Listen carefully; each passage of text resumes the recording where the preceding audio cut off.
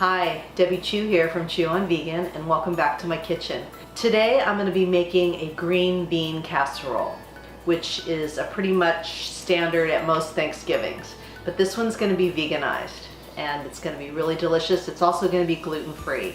So the first thing I want to do is get my green beans started. So I've got some water boiling over there, and I'm going to throw my green beans in.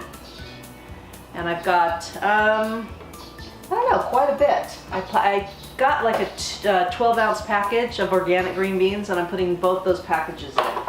So we're just going to put these in the water. We're going to let these cook for about 5-6 minutes. So while the green beans are cooking, I'm going to saute some garlic, onions, and mushrooms in this pan right here and start on our mushroom sauce. So let's get that in the pan. I've got about 4 cloves of garlic that I've minced. We're going to start that. And then 1 onion thinly sliced. Okay, so the green beans have been cooking for about 6 minutes. You don't want them to be overcooked because you're going to bake them in the oven and then they'll continue cooking then. You want them al dente.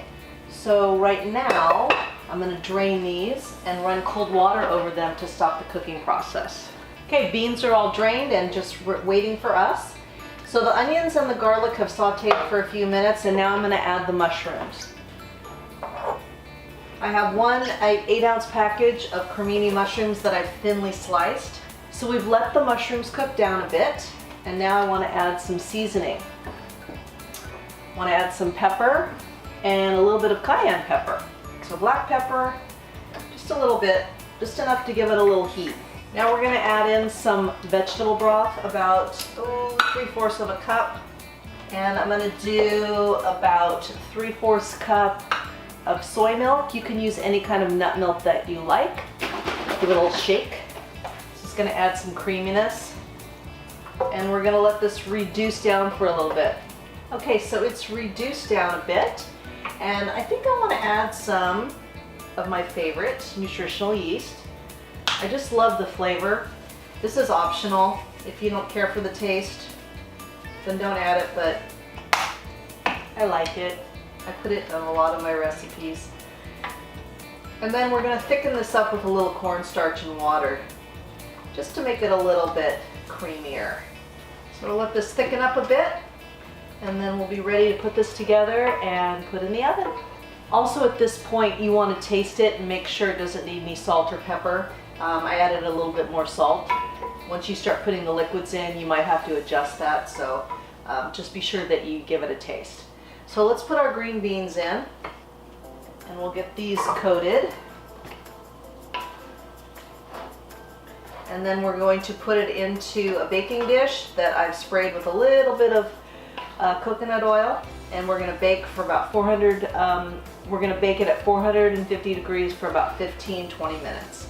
So the last thing I'm going to do is sprinkle on some gluten-free panko breadcrumbs, and that's going to give us that crunchy topping. So a generous amount. Yeah, unfortunately I couldn't find any gluten-free of the French fried onions, so I'm just using sauteed onions with the panko breadcrumbs, and it comes out great. So we're going to pop this in the oven for about 15-20 minutes. I thought it'd be fun to throw a couple onion rings on top. I had some gluten-free onion rings, so that's optional. I just thought it looked kind of cool.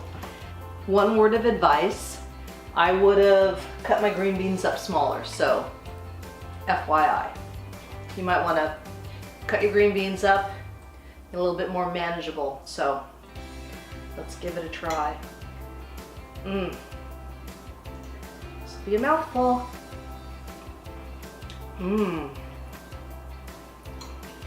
Very good. So you get a little bit of heat from the cayenne, and it's just so creamy and mushroomy and a little crispy. It's really, really good. So give this one a try. It's good for you, it's good for the animals, and it's good for the planet. And what you put on your plate determines your fate. If you like this video, please give it a thumbs up, and please subscribe and share it with your friends. And leave me a comment. I'd love to know what are some of the delicious Thanksgiving recipes that you veganized in the past. Until next time, thank you.